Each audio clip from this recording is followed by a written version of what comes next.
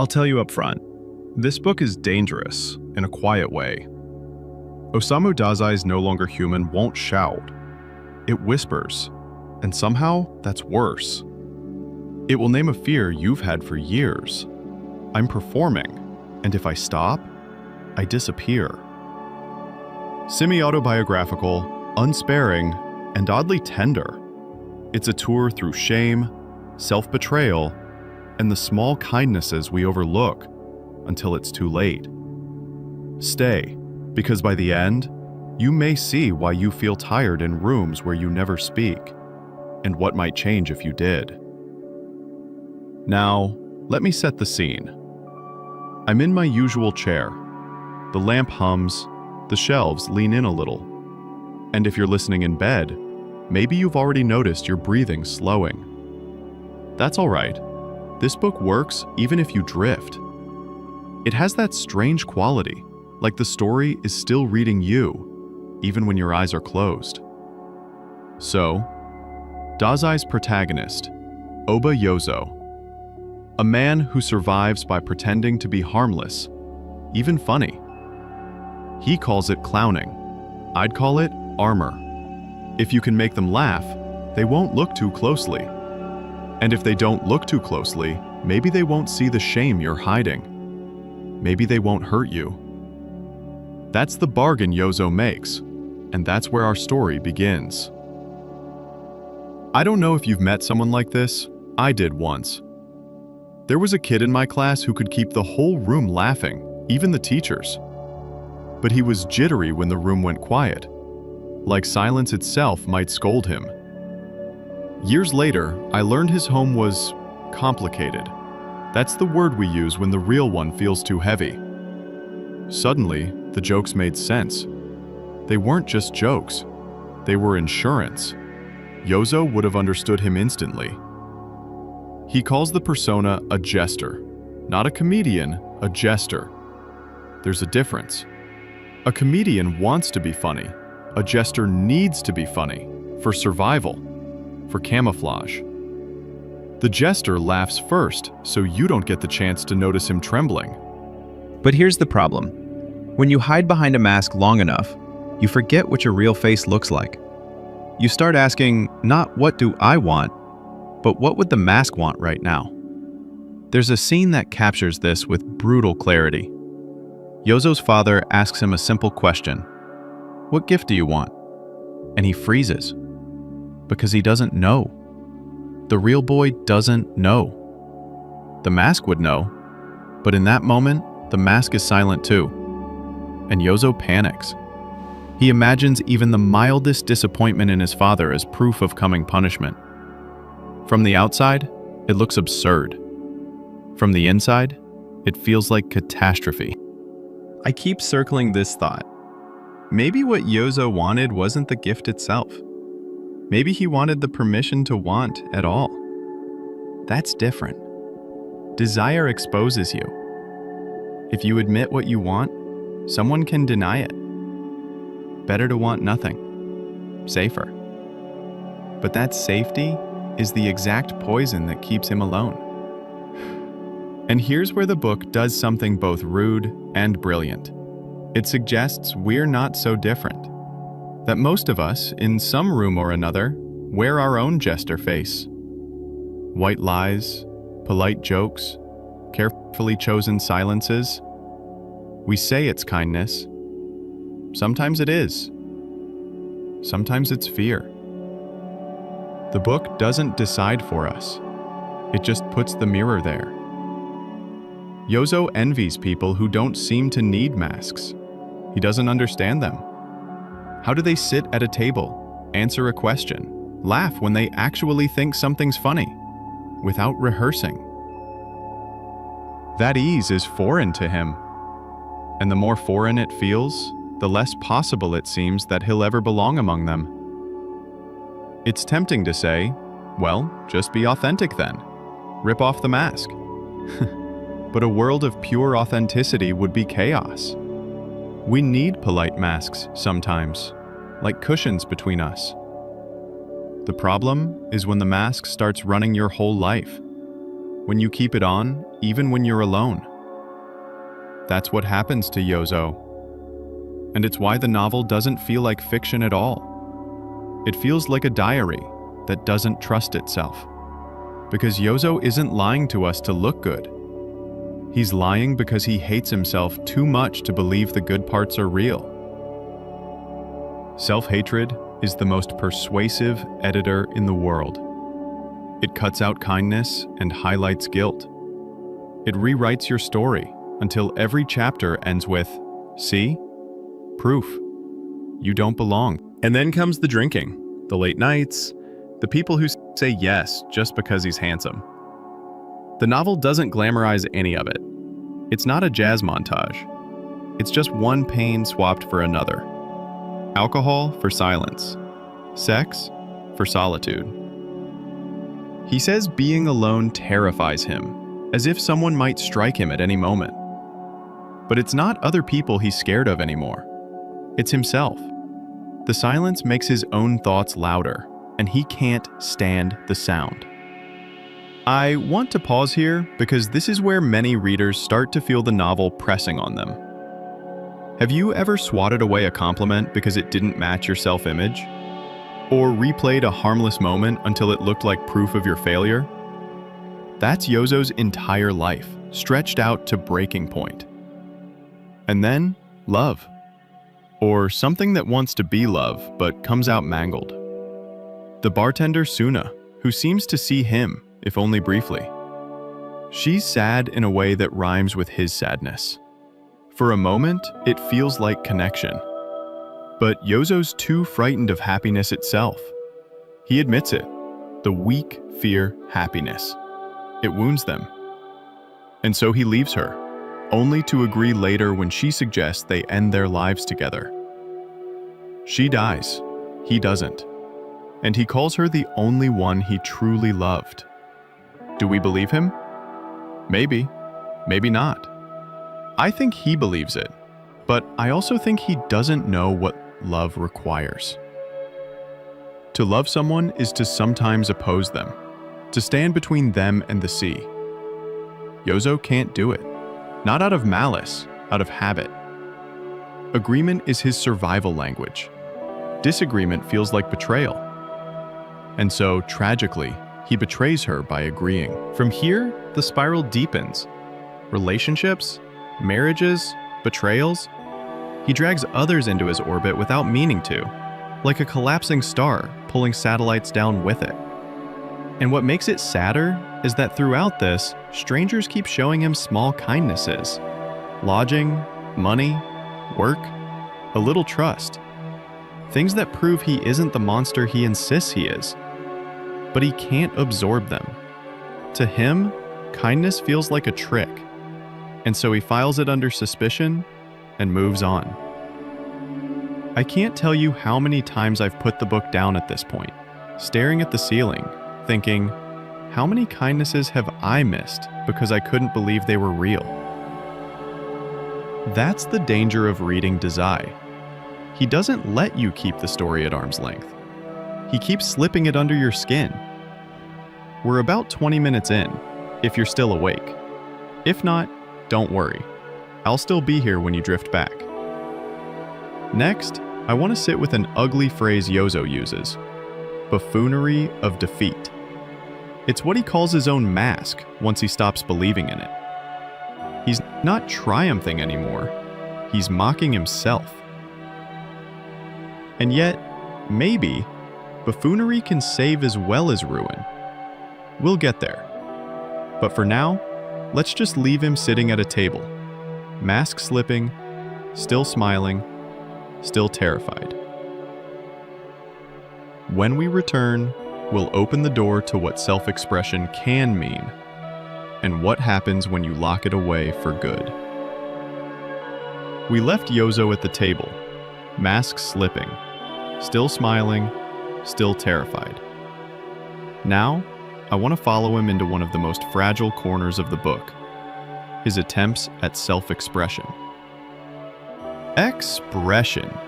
It's one of those words that sounds fluffy, almost embarrassing. The kind of word you'd expect on a poster in a school hallway. Express yourself, as if it were simple. But Dazai treats expression less like a slogan and more like oxygen. Without it, Yozo suffocates. With it, he breathes. Briefly, almost against his will. When he's young, he finds painting. Self-portraits, oddly enough. Not the flattering kind you'd hang above a fireplace, but secret versions of himself. Ugly, vulnerable, raw. He hides them from everyone except one childhood friend. And the fact that he hides them tells us everything. Here's what Yozo says. He feared people would imagine the paintings were just another part of his clowning. That was worse than condemnation. Worse than rejection. If they laughed at his gesture, fine. But if they laughed at his truth, unbearable. Think about that. The deepest terror is not punishment, but trivialization. To pour yourself onto canvas and then have someone chuckle, that's the nightmare. And honestly, I think he's right. Rejection stings, but mockery of sincerity, that lingers. For a moment, though, painting works. It's the one place Yozo doesn't feel like a fraud. A private room where he can unbutton the costume and breathe. But the novel is cruel. College comes, routines change, and that window of expression closes. He joins an art class briefly, but it gets crowded out by other habits. Drinking, chasing company, chasing numbness. And here's where the unreliable narrator tilts the floor again. Yozo insists he only drinks because he dreads people. But we've already seen he dreads being alone just as much. Alone in his room, he trembles. Out in the bar, he trembles. The bottle just makes the trembling quieter. Which is it then? Fear of others or fear of himself? Probably both. At this stage, something subtle happens. The mask, which once felt like triumph, even if hollow, now feels pathetic. He calls it the buffoonery of defeat. He knows he's lost something, though he can't name it. Before, clowning felt like a weapon. Now it feels like self-mockery.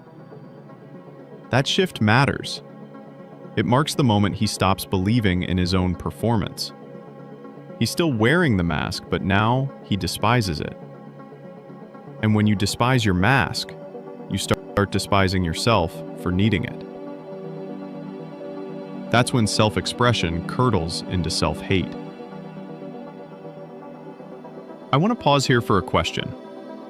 Have you ever avoided saying what you wanted day after day until eventually you couldn't remember what you wanted in the first place? That's the erosion we're watching. Not a single dramatic collapse, but a slow grinding away of selfhood.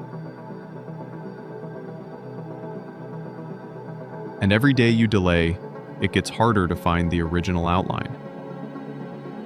Yozo begins to see himself less as a person and more as an object, something to be endured. He looks in the mirror and sees not a man, but a mistake. Something to drink away, laugh away, dissolve. He even admits that intoxication is the only time he can tolerate his own company, which is why his later suicide attempt doesn't feel sudden. It feels like the logical end of escaping himself. Here's the part that makes me squirm. I don't think Yozo is alone in this pattern. Most of us won't spiral so far, but the mechanics are familiar. Every time we silence ourselves in favor of the role, we chip away at recognition. Every time we refuse to express a need out of fear, politeness, habit, we reinforce the mask's authority. Over years, it compounds. Now, I don't think the answer is reckless authenticity in every context. Try that in a workplace and see how long it lasts. But I do think we need at least one outlet. One room where we're not edited by fear. A canvas, a diary, a voice note no one else hears. Without that, you suffocate. Yozo's tragedy is that he loses even that small breathing room. What fascinates me is how self-hate takes on two possible shapes in him. One, hatred for his constant betrayal of himself. He despises the mirage he performs, and he despises himself for choosing it. Two, hatred for his lack of courage. He despises the fact that, again and again, he cannot bring himself to be seen. These aren't contradictions. They're parallel tracks of the same train wreck. The result? A life lived at one step removed. He becomes a spectator in his own story. A man watching himself clown, watching himself drink, watching himself love badly, and muttering commentary in the margins. That's why he describes it as dread. That's why his tone swings between apathy and frustration, sometimes in the same paragraph. Here's a phrase that stuck with me. He says his antics have become a buffoonery of defeat. That word, defeat, reveals the core of his self-image. Not survival anymore, not adaptation, just surrender dressed as comedy. And once you decide you're defeated, it's hard to imagine victory, even in small doses. I think about his paintings again, how, for that brief period, expression kept him intact. How maybe, if he'd kept even one canvas going, one private outlet, he might have held on to a version of himself he didn't hate. Maybe not, but maybe. And that's the lesson I can't shake. Self-expression may look optional, even indulgent, but it might be the only rope keeping you tied to yourself. Cut it, and you drift. Yozo drifted. And when he tried to replace that rope with alcohol, it snapped instantly. Let me offer a personal note, because I think the book almost demands we insert ourselves. Years ago, I kept a notebook. Nothing artistic, just lists of thoughts I'd never say out loud. Ugly things, confused things. At some point, I stopped writing in it because I thought, what's the point? Months later, rereading those few pages, I felt a strange relief. Proof that I had existed then. Proof that there was someone behind the daily masks. Maybe that was my rope. I don't want to romanticize this. Expression doesn't fix everything. It doesn't erase trauma or prevent addiction. But it can provide a foothold. And once you lose even that, like Yozo did, the slide accelerates. That slide takes him toward darker escapes, drinking until nights blur, clinging to people he doesn't even like, and eventually attempting to leave the world altogether. He fails, but the failure isn't relief. It's another weight of shame added to the pile. Survive, and now you must live with the knowledge that you tried not to. I can't think of many passages in literature that capture the logic of despair so precisely. He doesn't glamorize it. He doesn't even dramatize it. He just shrugs in ink. Of course I tried. Of course it failed. What else could have happened? That tone, the inevitability, is scarier than any scream. So where does that leave us? Yozo, disconnected from others, now disconnected from himself. The mask he once relied on has become a prison. The outlets he once had are closed. The only voice he hears is the one saying he's pathetic, and every kindness he encounters bounces off the armor of suspicion. I don't know about you, but when I read this section, I stop blaming him and start fearing for myself. Because if expression really is oxygen, then how often am I holding my breath without noticing? And what happens if I hold it too long? That's the uneasy mirror Dazai hands us. Not to wallow, but to notice. To notice the masks, the suffocation, the small betrayals of self. And maybe to find, even if clumsily, one safe room where expression isn't a buffoonery of defeat, but a rope. Next, I want to open the door to another thread running through the novel, Yozo's inability to love. Not just to be loved, but to actively love others, to sacrifice, to wish good for someone at his own expense. Dazai paints it as the purest hell, the inability to love. And Yozo lives there. We'll go there together, carefully, but first, let's stretch. If you've drifted, this is a good place to return. If you're still with me, take a breath. The next chapter is heavier and sadder. And now we have to walk into one of the darkest rooms of this book, Yozo's inability to love. There's a line from Dostoevsky that I come back to constantly, maybe too much. A character in the Brothers Karamazov says, "Hell, I maintain, is the inability to love. Not the inability to be loved. That's painful, yes. But the inability to give love. To step outside yourself for another person. If that's hell, then Yozo lives there. He even says it outright, almost casually. I seem to be deficient in the faculty to love others. A faculty, as if it's a muscle he never grew. And then he adds something chilling, that maybe no one has it. That maybe love is just another lie society tells itself. Do we believe him? The problem is that Yozo doesn't even believe himself consistently. Some pages he insists he loves no one. Other pages he insists that a fleeting encounter was true love. The contradictions don't cancel each other. They just show how disoriented he is. Here's what I think. Yozo is so used to being a spectator in his own life that he can't recognize love when it shows up. He doesn't trust it. He doesn't trust himself to give it. He doesn't trust others when they offer it. And so every attempt at love turns into another performance, another mask, another failure. Take the early encounters, girls who fall for him because he's handsome. He doesn't even like them, but he can't refuse. Refusal feels like displeasing someone, and displeasing feels like danger. So he goes along, even while wishing he were elsewhere. That's not love, that's compliance. Then there's Suna, the bartender. When she appears, it looks like a turning point. She's miserable, yes, but she's also the first person he feels he can be himself with. For a few moments, his mask slips. And what happens? He runs. He's terrified, not of her rejection, but of her kindness. He says something unforgettable. The weak fear happiness itself. They can harm themselves on cotton wool. That's Yozo in a line. Even happiness feels like a threat, because happiness could be taken away. Better to escape before it breaks. And so he leaves her. When she suggests they drown together, he doesn't argue. He agrees. She dies. He survives. And then he calls her the only one he loved. Is that love? Or is it just another mask? This time, the mask of grief. Maybe both. That's the problem with Yozo. Even when he's telling the truth, he doesn't sound like it.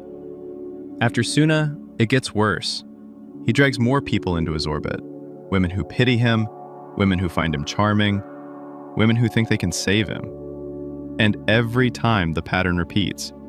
He clings, he drains, he disappears.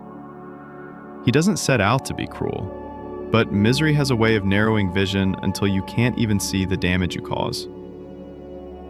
This is the part of the book where a lot of readers stop liking him, understandably.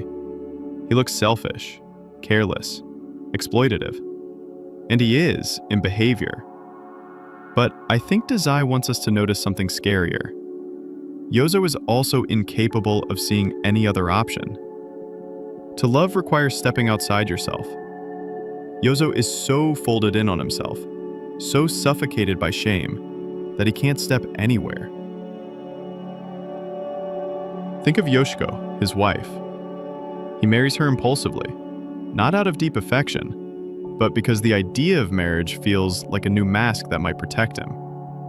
She's kind, loyal, gentle. And what does he do? Lies to her, cheats, drinks, lets her suffer a violent assault without defending her. Afterward, instead of holding her, he collapses further into his vices. It's stomach-turning, but also it's the clearest proof of Dostoevsky's warning. Hell is not flames. Hell is watching someone love you and realizing you cannot return it. Not because you won't, but because you don't know how. And yet, and here's the contradiction again, through all of this, people keep showing in love. Flatfish, the oddly named benefactor, keeps bailing him out. A bar madam gives him shelter. Friends send money, even after his worst mistakes. His brother visits him in the hospital, still willing to help. Yozo can't see any of it. To him, these are tricks, pity, manipulation. He insists the world is hostile. But the book whispers otherwise. The world kept loving him, in small, clumsy ways, right up until the end. He just couldn't accept it. I wonder if that's the most tragic thing about No Longer Human. Not the drinking, not the clowning, not even the suicides, but the blindness to love. To be surrounded by people willing to sacrifice for you, and to never once believe it's real, that's hell.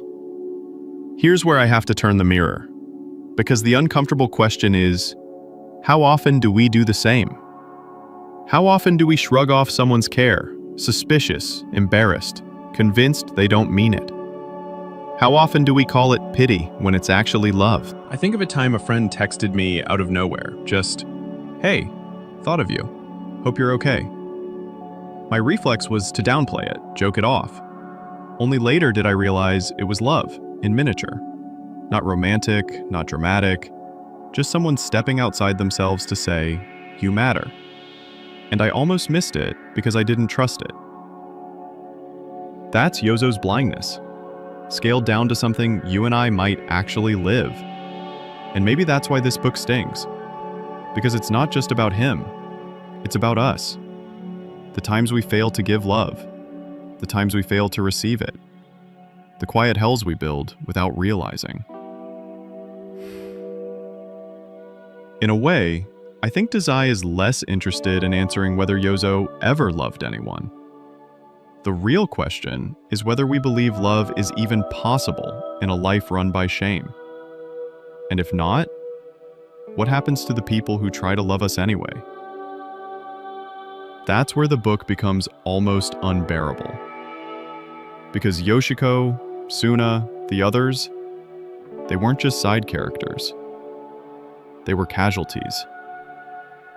They loved a man who couldn't see them. And that's a horror story in its own right. So here we are. Yozo, incapable of love, incapable of accepting love. Surrounded by kindness, yet certain of hostility. A man who calls himself disqualified from humanity, while others still insist he was an angel. Which one is true? Maybe both. Maybe neither. Maybe the tragedy is that we'll never know. Next, I want to explore this unreliability directly. Yozo's narration isn't just bleak, it's distorted by self-hatred. And in the final pages, when another voice describes him, we're forced to confront the possibility that the man we've been listening to all along was lying. Not to us, but to himself. That's part 4, disqualified from reality. We've heard Yozo narrate his life in relentless tones of shame and defeat.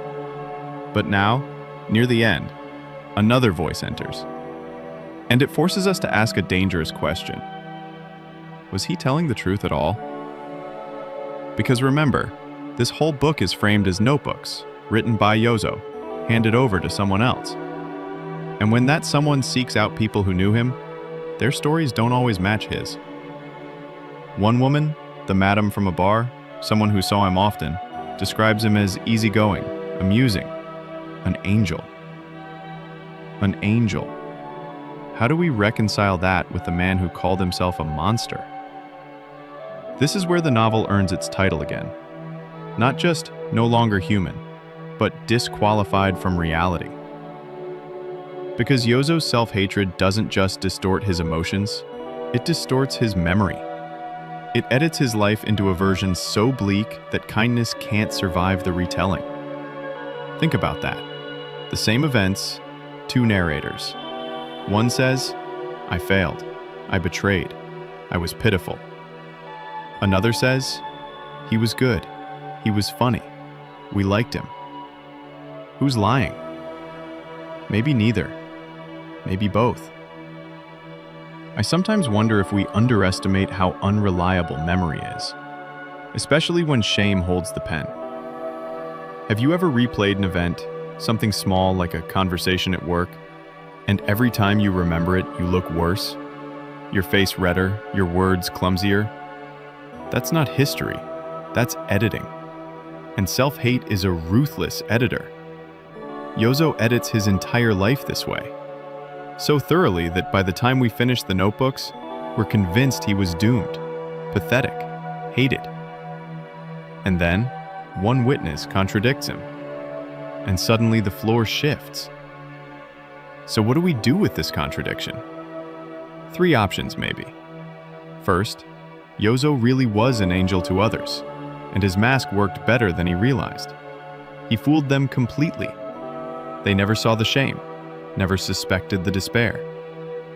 If that's true, then his whole performance was a success, though a hollow one. He died unknown, but not unloved.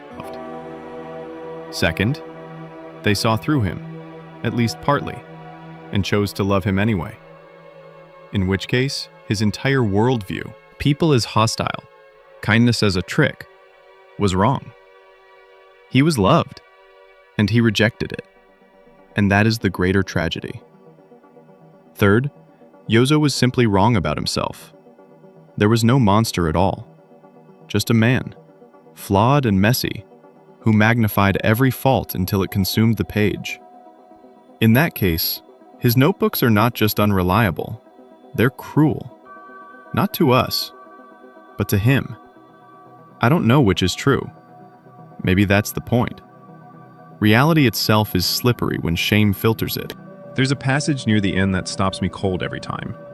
Yozo says, "I was frightened even by God. I could not believe in his love, only in his punishment." That's not theology, that's autobiography. He literally cannot imagine forgiveness. Not from people, not from heaven, not even from himself. And if you can't imagine forgiveness, then every kindness becomes suspicious. Every gentle act is just a setup for punishment. That's how you disqualify yourself from reality. You choose the worst interpretation of every event, and you cling to it as truth. I'll confess something here. This is the part of the book that feels too close to home. I've had nights where I replay mistakes until they fossilize. Nights where compliments feel sarcastic. Nights where even silence feels like judgment. And on those nights, I don't trust my memory either. I disqualify myself from reality, at least temporarily. Which is why the final contradiction, the angel testimony, matters so much. It's not just about Yozo. It's about us. It reminds us that we are unreliable narrators of our own lives. That maybe, sometimes, we are harsher biographers than the world would be. There's a cruel irony here. Yozo spent his life terrified of being known, and yet what he feared even more was never being known at all. Remember the paintings? How he dreaded people dismissing them as just another joke? For him, the worst fate wasn't rejection, it was invisibility. And in the end, he gets both. To himself, he's rejected. To others, he's invisible, as he really was. They knew him only as the mask, or as the charming boy, or as the clown. He never lets anyone hold the whole picture. So what do we carry from this? maybe a warning that when you're narrating your own failures, you might not be trustworthy, that self-hate might be writing the captions, and that someone else, someone who saw you laugh or fix a radio or make tea, might have a kinder version of your story, and they might not be wrong. This doesn't mean we should excuse Yozo's actions. He hurt people. He failed people. He abandoned people. That's real. But the question Dazai leaves hanging is, was he only that? Or was there also a boy who painted? A man who made friends laugh? A figure someone called Angel without irony? I think about the people I've known who hated themselves, who insisted they were poison. And then I think about how others spoke of them after they were gone. Generous, funny, kind. Both stories existed, both true in their way. Which one will history believe? Which one will we choose for ourselves? Maybe that's the final cruelty of No Longer Human. We never get a definitive answer. We never learn which story was right. Because Dazai wasn't interested in clean answers. He was interested in the fog between self-perception and reality. The fog where shame writes louder than love. So here we are, at the end of Yozo's notebooks, at the edge of his story, and the question still lingers. Was he no longer human? Or was he only convinced of it? I don't know, but I do know this. The fear that you're not quite human, that you don't belong, that you're disqualified, that fear itself is human. Painfully, universally human. That's the paradox Dazai leaves us with. Yozo disqualified himself from humanity by obsessing over his disqualification. But in writing it, in confessing it, he revealed the most human fear of all. And maybe that's why people still read this book, decades later, in rooms like this, at night, when they should be asleep. Because it doesn't just describe despair. It describes the way despair narrates. And it reminds us that sometimes we need another voice to tell our story. Someone else to say, yes, he was flawed. Yes, he was broken. But he was also an angel. We've reached the end of Yozo's account. But before we close the book, I want to leave you with one last thread. Redemption.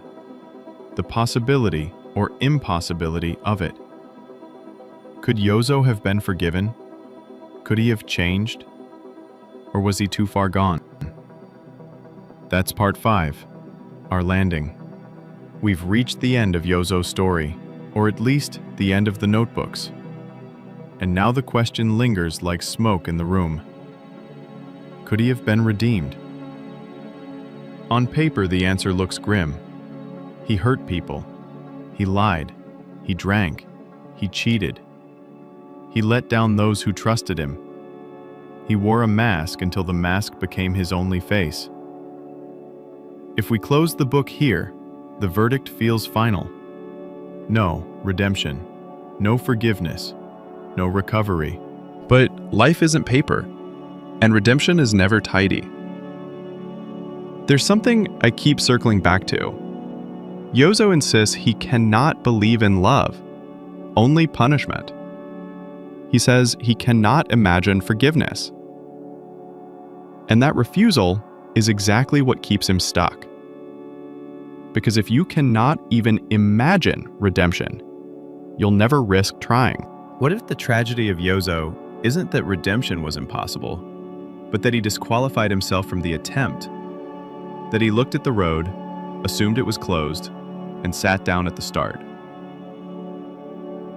It makes me wonder how many of us do the same. Not in the same dramatic ways, but in smaller spirals.